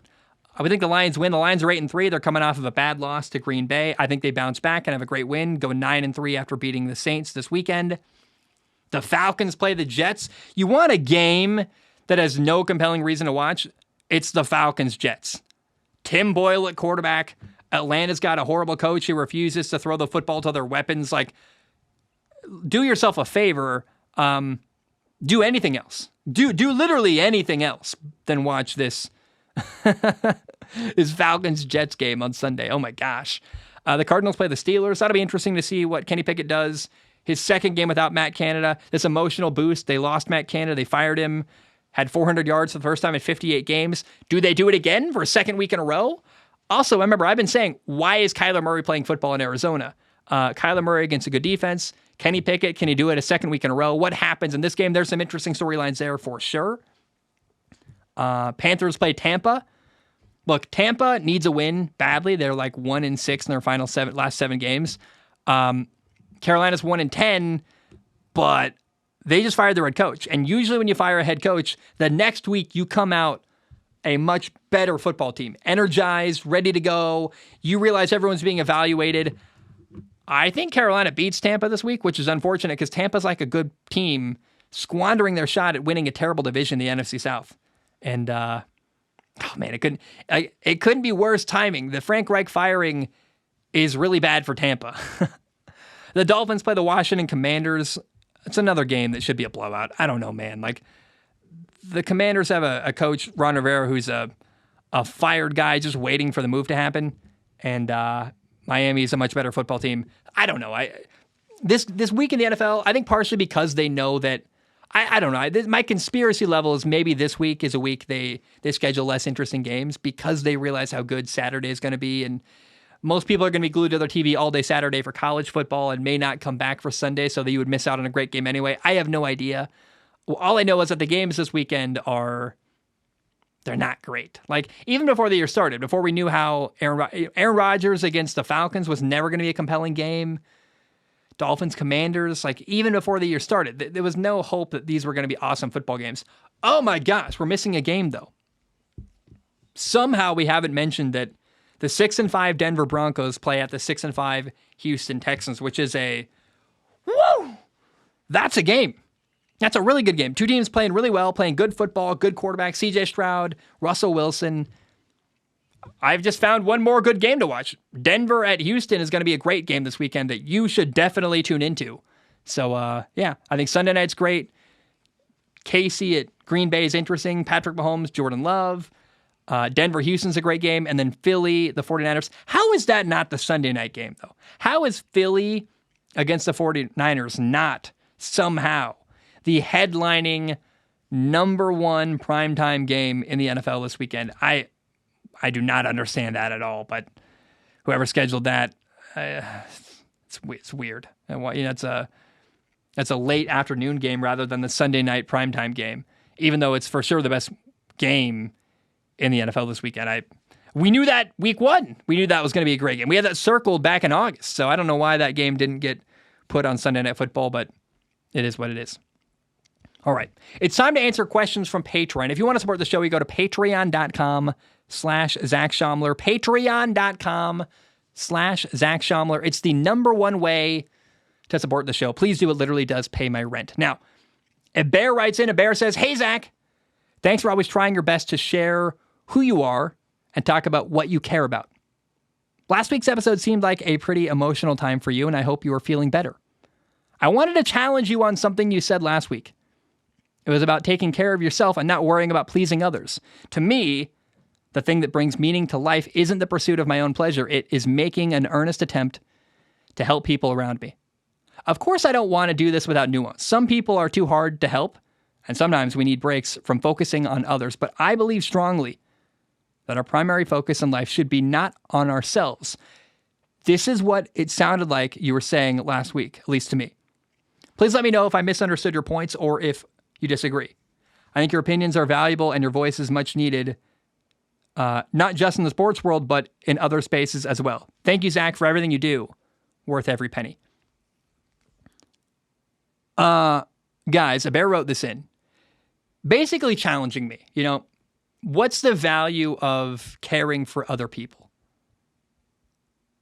And I read that and went, I got to go to therapy. I need help with that because I don't know the answer. And I put this out there as food for thought. I've lived a pretty selfish life. I really have. I've done basically everything I've ever wanted to do. Didn't always work out, but I tried everything. I have tried so many things to make myself happy. And the reality is that there is a bit of emptiness there. Like there is a bit of what am I doing for other people? I think, Bear, I don't have an answer to you. I just know that I don't know the answer, and that says something. And it's a question that made me go, ooh, I need help. I need to sit down to someone who's smarter than me and probably has training in this stuff to really think about it. Because I think about moments in my life where I had opportunities to maybe put other people first. And I regret that a little bit. Maybe I made the wrong decision. I should have maybe found a way to care for myself and care for other people. And I read your question and went, I'm more messed up than I thought. Dang it. If you're not sure, go get help. Go to therapy. I can't recommend it enough.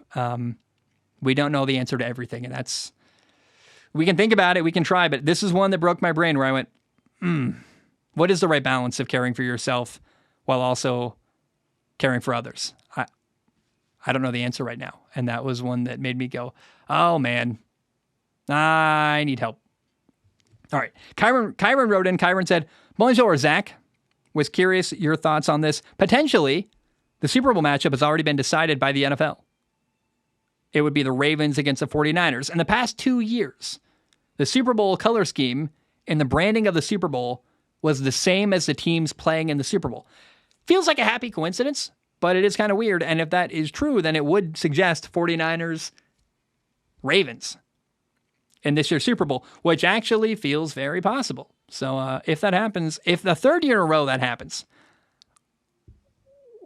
is it scripted? I don't think so, but we'll definitely give that argument, and the people on TikTok who make those videos have a field day, which, oh man. If Ravens 49ers play each other in the Super Bowl, there's going to be a lot of people thinking the NFL is rigged simply because of that color scheme that was announced. When the Super Bowl was announced in Vegas, remember they put out like a little logo? That logo had Ravens colors and 49ers colors. And you look back in time, you're like, oh, it's the same with the year before and the year out before that. So, oh no, man. We got a new thing to watch. It'll be fun to figure out. Joe writes in. Joe says, hey, Zach, been following your journey for almost 5 years now, and honestly, the reason I watch you has changed completely. When I started, it was 95% for football, 5% for the goofball with the list, but that has now changed into 10% for football and 90% for the amazing, wise, caring, beautiful man behind one of my favorite pieces of media I've ever known. My best friend also watches you and is also on your Patreon, and we talk about you quite often. In fact, we're from Washington, and even have joked about flying to Hawaii just to meet you. Don't worry, you're both far too broke for that right now. You've changed what the concept of a great man is for me, and I look up to you a ton. I wish we were friends, and hey, never say never. That being said, Joe says, are there any plans on you returning to the mainland soon? I know almost all of your friends and family are over here, and I'm sure being thousands of miles away takes a toll on you. Love you, man. Always wishing you the best, and I can't wait to see all that you will do. Here's how I'm going to answer that. Things are private. Appreciate the question, though, Joe. Save your ticket to Hawaii. I think, I got family. My grandma lives in about an hour north of Spokane, Washington, right near the Canadian border. Odds are good I'm going to visit my grandma soon, which I think you're in that area too, Joe. And either way, when I'm in Washington again, we should connect. I'll leave it there. This is a tough one. It's Fernavive Liz. So Fernavive Liz, however you say that name, says, hey, Zach Zuka and your laser-focused eyeballs. Just another dumb name. Sorry if it was offensive. Wasn't my intention. And not Zach Zuka. It's just tough to say. It's like a tongue twister. Plus your name, Fernavliz. All of the names you've said, my nickname and your own nickname, username, difficult to pronounce. Let's be very clear. He says, I'm glad you realize that you need to look out for what you really want in life and not what other people want from you. It took me 3 decades to realize that, and I'm a lot happier now, which is so funny because remember earlier, a bear challenged that. So I don't know what's right, man. I think here's what I know for sure, by the way. Man, you wrote in, question everything. And my advice, what I've learned in the last, 6 months, probably the biggest takeaway I have learned, and what's been a very humbling time for me. I am less sure of things than I've ever been in my entire life, and it feels like the right thing. Meaning that I don't know the answer to stuff. I'm not sure about a lot of things, and that's okay. That's healthy to be questioning things, and to if you feel like you're right all the time, there's some unhealthiness, I think, there too. So anyway, I don't know. I don't know what I'm doing. And I'm 26 and I have no idea where my life is headed. Anyways, I was hearing on another podcast a couple weeks ago on which one of the people made this joke. Because the Jets offense is so bad and their defense is so good, the Jets should straight up punt on 1st and 10 to surprise the rivals and let their defense do their job afterwards. And that it gives them a better chance of winning. I just laughed my A off at this, but I really thought about it seriously for a couple seconds because it kind of made sense. Then I ended up laughing because it's just absurd. Now, my question is this. Have you ever heard of a joke that made you think seriously for a couple seconds, even if it ended up being absurd? Love your show, Zach. Thanks for keeping it up. Also, sorry for my bad English. It isn't my first language. I don't even know how to answer that one. A joke that made me think seriously. I mean, lots of jokes, right? Like, I have a really dark, twisted sense of humor. Like, I find stuff that makes people horrified really funny. Because I think with lots of trauma comes a depth of comedy where you don't care about the dead baby jokes. You don't care about the more messed up stuff you listen to, the more stuff you've been through, I guess, the more messed up stuff you find funny. But yeah, I don't know. I guess the Jets thing is the first one I'm like, is that a joke? Like, certainly shouldn't be throwing Hail Marys in New York anymore. We know what happens. Hail Mary for the Jets means 7 points for the other team, apparently. So, horrifying thought there. Kenny writes in. Kenny says, hello, Zach. Kenny says, are you still planning on releasing a film analysis for Anthony Richardson?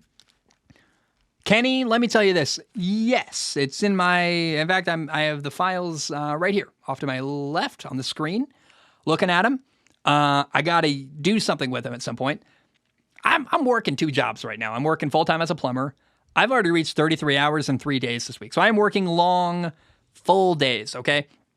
On top of that, I'm trying to do a sports podcast by myself, which is lots of research and prep and writing and answering emails. And I've got a lot on my plate right now. I see a break coming soonish where I will have about a week to chill and maybe work on some side projects. It doesn't matter how or why, but I think I can use my time wisely coming up soon to make a film analysis video. But I do the best I can, man. I'm one man, definitely overworked. Richmond writes in and says, hey, Zach, Oregon State's head coach just left to take the Michigan State job. He goes from a school where he's had success, but seemingly without the resources or future opponents to compete for a national championship, to a more historically successful program in a conference that will get in the college football playoff every year under the new model, albeit one that has gone through all sorts of systematic dysfunction in recent years and is not built to succeed immediately. I'm not going to ask if this was the right decision because if he's at Michigan State long enough, it will be. Instead, I'll ask if he can make it that far.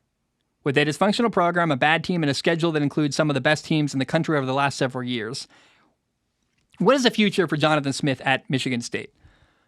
I don't know. It doesn't feel like a great opportunity. I think Jonathan Smith could have stayed at Oregon State for like 20 years and made himself a home there and made lots of money and maybe never reached the height of college football he wanted to. This feels a bit like he panicked. He said, Oregon State doesn't have a conference yet. I mean, they got 2 teams, Oregon State and Washington State next year, and we lost a lot of money, and it's not really sure what's going on. I think he just bailed off out of a program that is kind of a sinking ship, understandably, but I don't know that Michigan State's a great opportunity, to be honest. And I hope he gets paid lots of money and is successful and is set for life, basically, financially. But I think he really could have made something out of Oregon State, like a niche little program. And instead he bailed, and I'm not sure Michigan State's going to succeed with Jonathan Smith. I thought him at Oregon State was working well, and he could have rode through the hard times and maybe figured out what's on the other side of that. He didn't want to do that. I respect that. And I'm not real confident he's going to work at Michigan State. Parmesan Cheese says, hey, Zach, now that the Giants are heading into their bye week, I come to you wondering your opinions on the quarterback situation. Personally, I think anyone that believes we shouldn't move on from Daniel Jones is delusional. In the games he played, he looked slow, confused, and in over his head, and frankly scared. Reports came out that during the Seahawks game, that Seahawks defenders knew Daniel Jones was always locking into his first read and only throwing to one side of the field once that was proven during the game. The Giants' offense looked terrible. Of course, We have to fix the offensive line, as that has always been a huge problem for us. But when third-string quarterback Tommy DeVito, who also was drafted and started... Hold on. But when the third-string quarterback, who also was undrafted and started the season on the practice squad, Tommy DeVito has been better counting stats than our starter, it's frankly insane to me that anyone would want to take Daniel Jones seriously for one more year, especially considering the deep quarterback class in this upcoming draft. What say you? I apologize for the long question. Parmesan cheese. Tommy DeVito's success does not mean Tommy DeVito's a franchise quarterback at all. And you didn't say that, but I've seen that from people. Tommy DeVito doing well for the Giants really shines a light on how bad Daniel Jones has been. I agree, you're right. It's insane to me anyone wants to stick with Daniel Jones. I like the idea of Daniel Jones going to Kansas City as a backup. He's a high potential backup. Kansas City with Daniel Jones as their backup, or I don't know, for the 49ers or Philly. He should go somewhere where they don't need him, but he's going to get good coaching, and maybe if he gets in a couple plays, could do some good stuff. But Daniel Jones is a backup right now, and I would like to see him in a backup situation where he's getting good coaching and has a good team around him, like the 49ers or Kansas City or Philly. Con writes in, says, "Hello there, Zach Attack. First Patreon submission I have ever made. I just wanted to say that I really love your content and have been watching since around 2018. You've made my lovely university life more interesting, and I just love how you're genuine and how you seem informed and knowledgeable when talking about sports. What do you think about my Commanders and their year? Personally, I am very disappointed in them, and I think that Ron Rivera needs to go ASAP, like Jack Del Rio, who I'm thankful is gone because Del Rio has a serious fetish for giving up big plays. As for Sam Howell, I am leaning towards keeping him for next year as he showed flashes, and I would like to see him get another shot with a better offensive line as his offensive line is not helping him. However, if Sam Howell plays badly the rest of the year and or the new head coach wants a new QB1, I wouldn't mind moving on from Sam Howell too much and drafting a new quarterback. Also, have you ever dabbled with trading card games like Yu-Gi-Oh! Or Pokemon?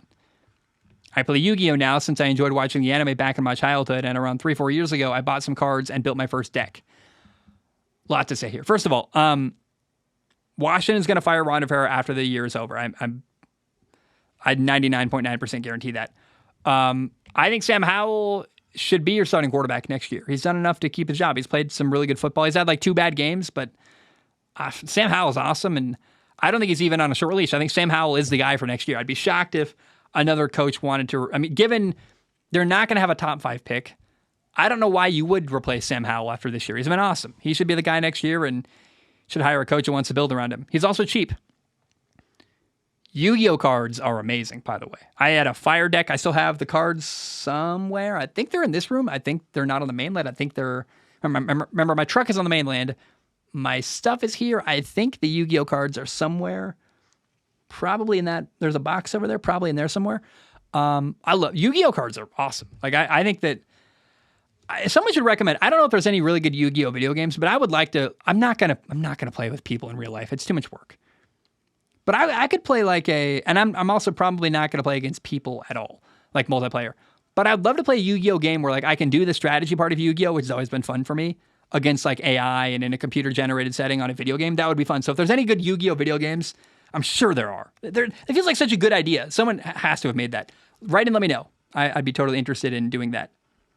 All right. Let's end today's episode by talking about fantasy football. My team, Team Eaglepuss, which, horrifying name. Remember, I made an eldritch creature, an eagle and an octopus mixed, and I made that my logo in fantasy football this week.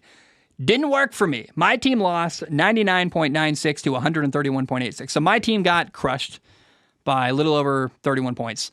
First of all, he had... Basically, I played Touchdown Jesus Rhett. His team had an all-time great week. His quarterback Trevor Lawrence had 25.56 points, threw for 364 yards, a touchdown. He also he ran for a touchdown. Trevor Lawrence was great. My quarterback Brock Purdy had a very quiet game. 21 for 30 passing, 209 yards, a touchdown, an interception, 11.46 points. Most of what happened in San Francisco this week for the 49ers was their running game and not Brock Purdy. He also had Derrick Henry, who had a great game. Derrick Henry, his number one running back, had 20.6 points with 18 carries for 76 yards and 2 touchdowns. My number one running back, Jahmyr Gibbs, had 11 carries for 54 yards and 4 catches for 19 yards. He had 11.3 points. So I lost by 9 points at the running back 1 spot. My number 2 running back, Kareem Hunt, had 2.2 points on the day, 7 carries for 22 yards. Raheem Mostert, his number 2 running back, 21.4 points, 20 carries, 94 yards, 2 touchdowns, killing it. Also, I did win one. I won the receiver matchup a little bit. Nico Collins, the number 1 receiver, had 23.4 points, 7 catches for 104 yards and a touchdown. His number 1 receiver, Jaden Reed, had 15 points with 2 carries for 16 yards and 4 catches for 34 yards and a touchdown. My number 2 receiver, Calvin Ridley, had another good game as well. He had 5 catches for 86 yards, a touchdown, and a 2-point conversion. Calvin Ridley brought in 21.9 points. Devontae Adams, Reds' number 2 receiver, had 12.3 points on 5 catches for 73 yards. Technically, I won a tight end too. My tight end had 8.8 points. Dalton Kincaid, 5 catches for 38 yards. His tight end, Logan Thomas, had 2 catches for 15 yards and 3.5 points. So I won at receiver. I won at tight end narrowly. I also won at flex. My flex receiver, Jordan Addison, had 6 catches for 39 yards. His flex player, Chris Godwin, had 3 catches for 45 yards and 7.5 points. So I had 9.9 points. He had 7.5 points. I won by 2 points there. Here's where I got really obliterated. So I lost badly at quarterback and running back all across the board. Then I got also really badly beaten at kicker, actually. My kicker, Harrison Butker, had 1 field goal and brought in 7 points with 4 extra points. His kicker, Brandon McManus, my former kicker who I had to get rid of because I didn't have room and he had a bye week. Brandon McManus brought in 13 points, had 3 field goals, a field goal of 50-plus yards, and an extra point. And then he had the Patriots defense, who allowed only 10 points, had 6 sacks, a forced fumble, and a fumble recovery. The Patriots defense brought in 13 points. My defense, the Cleveland Browns defense, had a horrible week.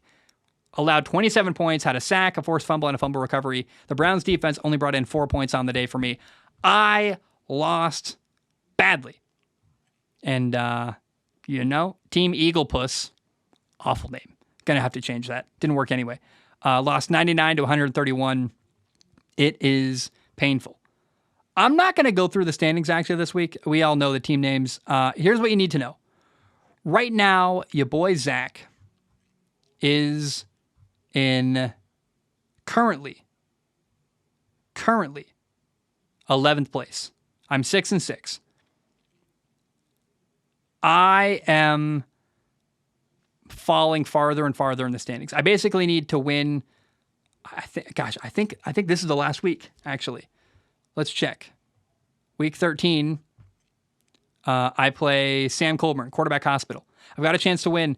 I don't even know if I actually have a real shot at making a playoff game, though, because I have a game scheduled, but I think the playoffs start next week. So, playoffs start in week 15. And right now, I'm not a playoff game. So I've got 1 week, 2 week. I've got 2 weeks to basically win. If I got a 2-0, I've got a small shot at making a playoff game. If I don't win the next 2 weeks, I'm not going to make a playoff game at all. And things are bleak for your boy, Zach. So, guys, I don't know. That didn't feel like a good fantasy football segment. I'm not really sure what to make of that. It is what it is. I lost. I got slayed. The Eagle Puss got slayed. Horrible name. I know. Next week, I play a really good team, Sam Colburn. Sam, right now, is the number 3 team in the league. They're 8-4. I'm in trouble. I'm probably not going to make a playoff game. That's not fun. And guys, that's all I have for today. I'm really sad in my personal life right now. I am doing the best I can. You do what you can. You do your best. And I am doing that right now. I hope you enjoyed this episode. I think it was a good one. I really do. I don't know if the fantasy football segment landed, but all I can do week to week is the best I can do. I love you. I appreciate you. Hope you have a great day. I am going to edit the show and go to bed. I hope you have a great day. And bam, we are done.